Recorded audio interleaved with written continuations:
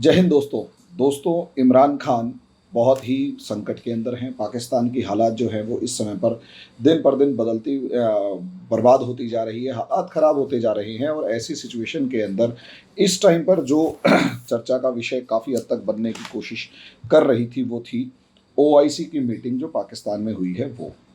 यानी पाकिस्तान में जो ओआईसी की मीटिंग हुई है, उस ओआईसी की मीटिंग के अंदर क्या क्या हुआ, ये कैसे एक फ्लॉप शो साबित हुआ और कैसे पाकिस्तान की पूरी जो सिस्टम है वो कोलैप्स कर गया।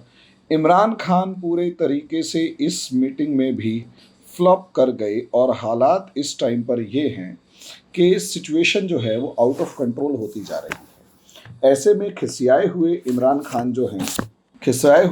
खान ने अपनी भड़ास ओआईसी पर निकाली। किस तरीके से निकाली, क्या सिचुएशन है, इन सब चीज़ों के ऊपर डिस्कशन करने जा रहा हूं। उससे पहले आप सबसे रिक्वेस्ट है कि अगर आप लोग आईएएस पीसीएस की तैयारी करना चाहते हैं तो हमारा एक स्टडी टेबल चैनल है, उसे आप ज्वाइन कीजिए। हमारी ऐप स्टडी टेबल, उसे आप डाउनलोड कीजिए। Free of cost NCERT classes 25 मार्च से हम लॉन्च करने जा रहे हैं। एनसीईआरटी की क्लासेस उन्हें आप जो देख सकते हैं, वो तो 9 to 12 तक के स्टूडेंट्स से लेकर हर किसी को वो बहुत ज़्यादा इंपॉर्टेंट होंगी। तो आप अच्छे तरीके से उन क्लासेस को देखें तो आपको ज़्यादा बेटर रहेगा। अब जल्दी से जल्दी ज्वाइन करें। दूसरा दोस्तों, अगर आप आईएएस पीसीएस की तैयारी अगर आपको मेरे वीडियोस पसंद आते हैं तो मेरे चैनल को लाइक करें, सब्सक्राइब करें, शेयर करें, बेल आइकन ज़रूर दबाएं ताकि मेरी ये वीडियोस जल्दी से जल्दी आप तक पहुंच जाए। अब आ जाते हैं पाकिस्तान और इमरान खान। हम पिछले वीडियो में डिस्कस कर चुके हैं कि इस समय पर हालात काफ़ी ज़्यादा ख़राब है इमरान खान के। 28 तारीख को नो कॉन्फिडेंस मोशन आने वाला है और इस 28 मार्च को कभी भी, और नो कॉन्फिडेंस मोशन से हो सकता है पहले ही इमरान खान इस्तीफ़ा देकर अपनी फजीहत होने से बचा ले। फिर भी अगर कॉन्फिडेंस मोशन में जाते हैं तो कॉन्फिडेंस मोशन के अंदर नो कॉन्फिडेंस मोशन के थ्रू इस प्रधानमंत्री को कुर्सी से हटाया गया। ऐसे ये पहले प्रधानमंत्री होंगे पाकिस्तान के। पहला नो कॉन्फिडेंस मोशन हालांकि बेनज़ीर भुट्टो की अगेंस्ट आया था, लेकिन वो किसी तरीके से इस चीज़ से पार पा गई थी और अपनी सरकार बचा गई थी। अब रही बात इमरान खान की। इमरान खान ने इस सिचुएशन को हैंडल करने के लिए ओआईसी की मीटिंग का सहारा लिया और बहुत ही खूबसूरती के साथ टर्की की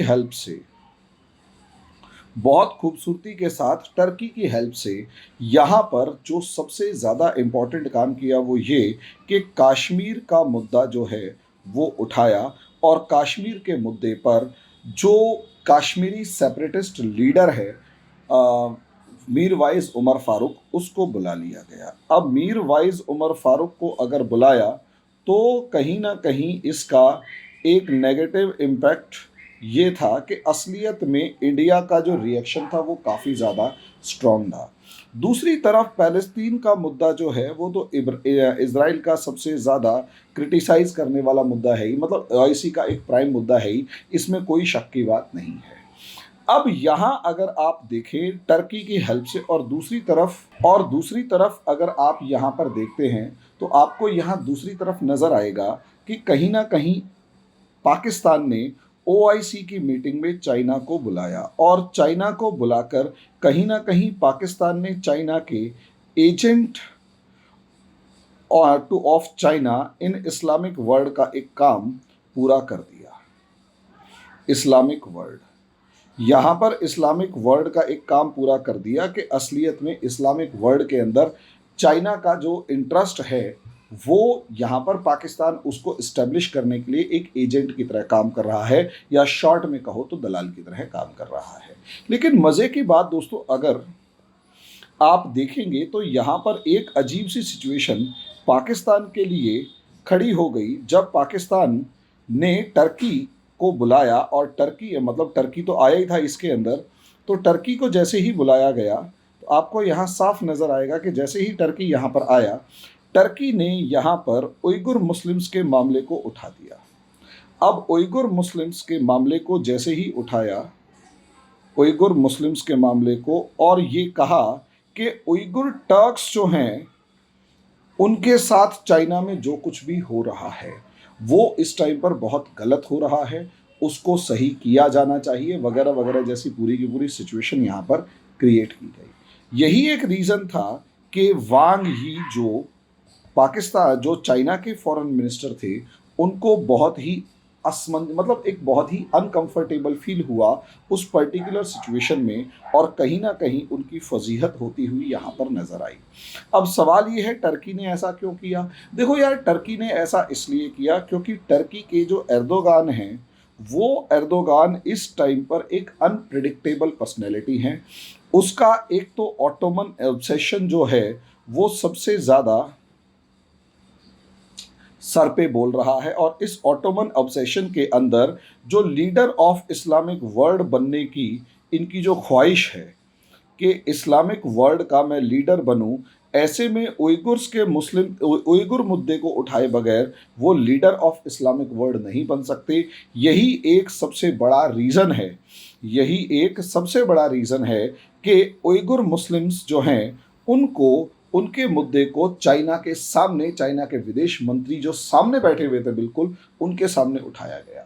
इससे चाइना को भले ही अनकंफर्टेबल हुआ, लेकिन कहीं ना कहीं चाइना के नाम पर टर्की अपनी पॉलिटिक्स खेल गया। और कहीं कोई बड़ी बात नहीं है, इस एक बहुत उठापटक वाले जियोपॉलिटिकल सिनारियो के अंदर टर्की इस टाइम पर अमेरिका की ब्लेसिंग्स किसी भी फॉर्म में लेना चाहता हो, क्योंकि रशिया के अगेंस्ट जाना, और वो भी अकेले, टर्की के बस की बात नहीं है। और जिस तरीके की सिचुएशंस यूक्रेन के अंदर हैं, और रशिया जिस तरीके से ब्लैक सी के अंदर अपनी एक बदमाशी दिखा रहा है, हेजमनी दिखा रहा है, अपना डोमिनेंस बढ़ाने की कोशिश कर रहा है, वो टर्की के लिए बहुत ज़्यादा बड़ा थ्रेट है।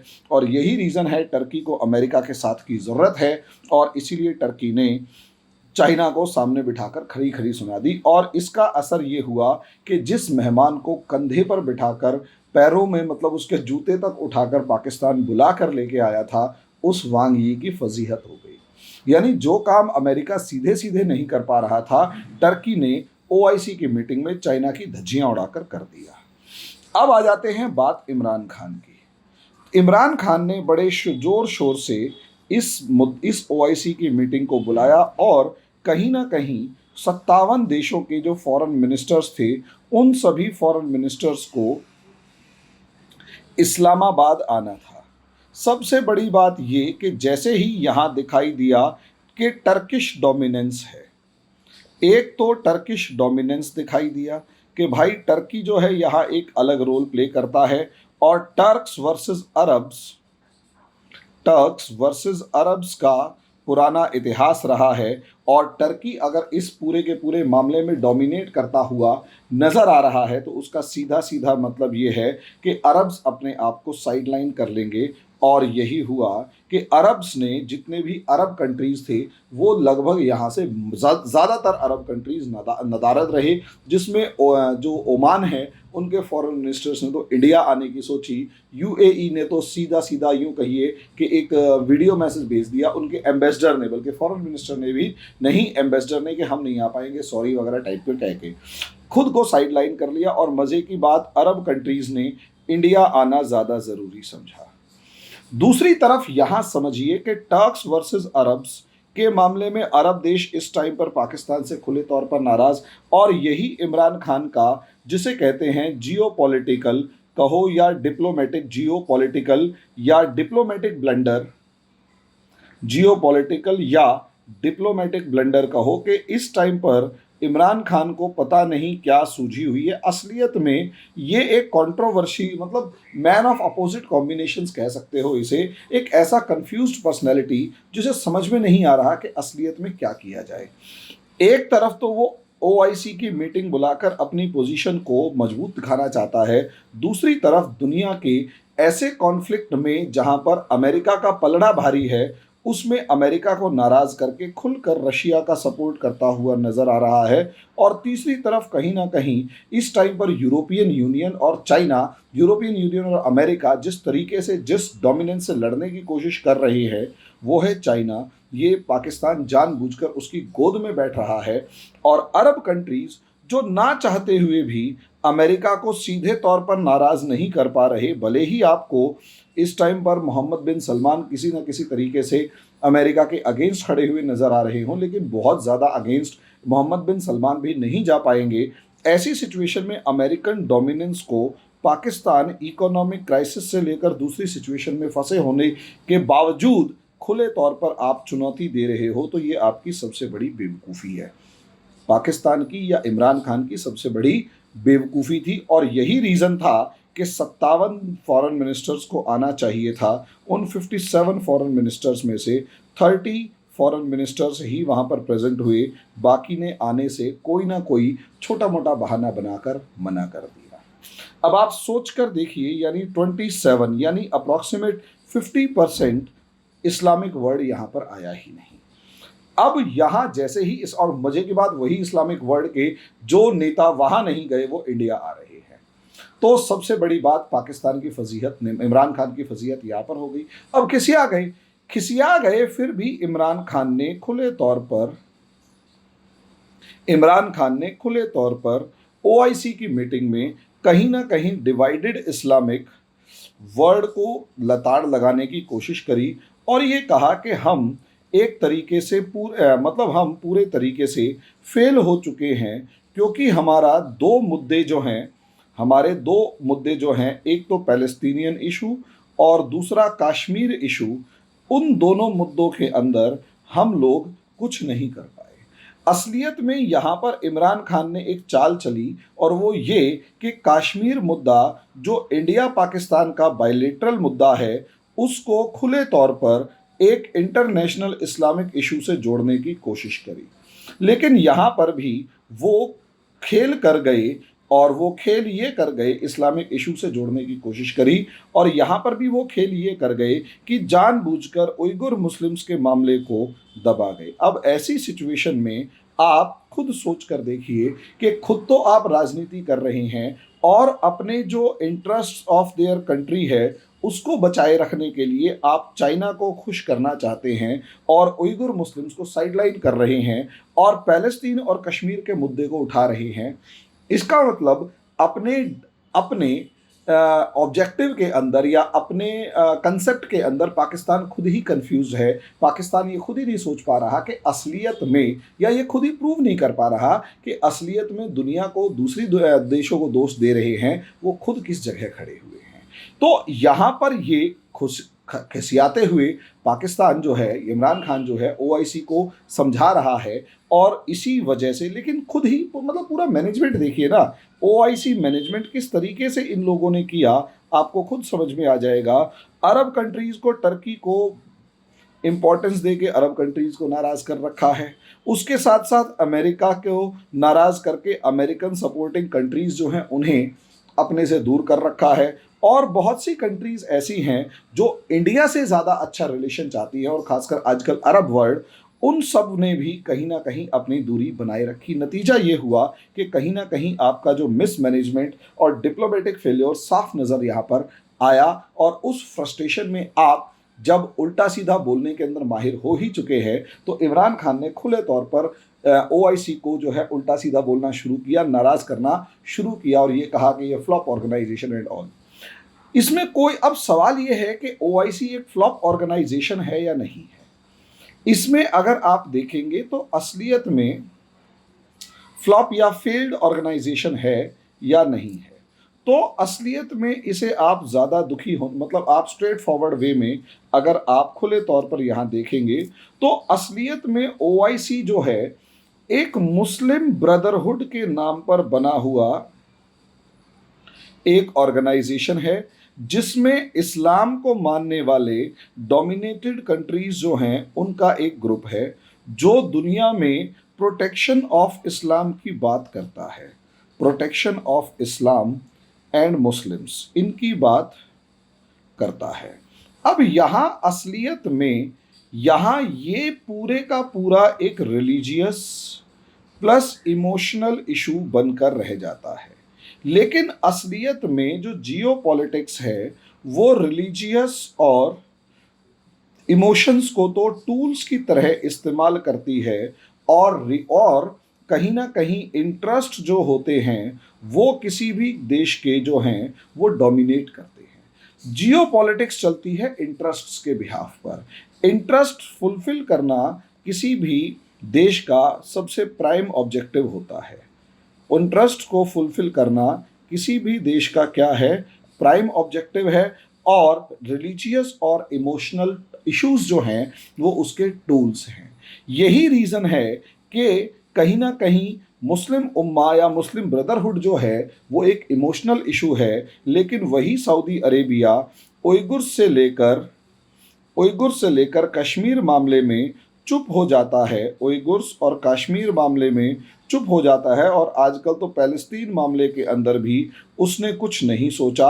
और यही रीज़न है कि जॉर्डन नाम का देश, उसके अंदर पाकिस्तान की आर्मी, जनरल जियाउल हक जो उस टाइम पर एक मेजर जनरल होते थे, उनकी लीडरशिप में जॉर्डन जाती है और 25,000 पैलेस्टीनियंस को एक रात के अंदर भून देती है। अब ऐसी सिचुएशन में कहाँ वो मुस्लिम ब्रदरहुड है, समझ में नहीं आ रहा। यानी असलियत में यहाँ पर इस मुस्लिम ब्रदरहुड को या रिलीजन और इमोशन को एक टूल की तरह इस्तेमाल किया गया, और इंटरेस्ट को फुलफिल करना उनका प्राइम ऑब्जेक्टिव है। बार्गेन करके हर कोई देश अपना फ़ायदा उठाता है, हर कोई देश अपना बार्गेन करता है और चुपचाप आगे निकल लेता है। यही इनकी सिचुएशन है। हर देश बार्गेन करके अपना फ़ायदा उठाता है और चुपचाप, बहुत ही शालीनता के साथ, ये यूँ कहे, चुपचाप निकल लेता है। ये इनका मेन ऑब्जेक्टिव यहाँ पर नज़र आता है। इसके अलावा इसका कोई ऑब्जेक्टिव नज़र नहीं आता। इसीलिए आप देखेंगे कि ये एक फेल्ड ऑर्गेनाइजेशन की तरह काम कर रही है। और ये क्यों, ओआईसी ही क्यों? अगर आप जितनी भी ऑर्गेनाइजेशंस देखेंगे जो इंटरेस्ट्स को फुलफिल करने के लिए बनाई गई हैं या इमोशनल इश्यूज़ के ऊपर बनाई गई हैं, वो सारी की सारी फेल है। उन सब में एक इम्पॉर्टेंट ऑर्गेनाइजेशन यूनाइटेड नेशंस भी है। यूनाइटेड नेशंस को भी तो आप फेल्ड ऑर्गेनाइजेशन ही कहोगे।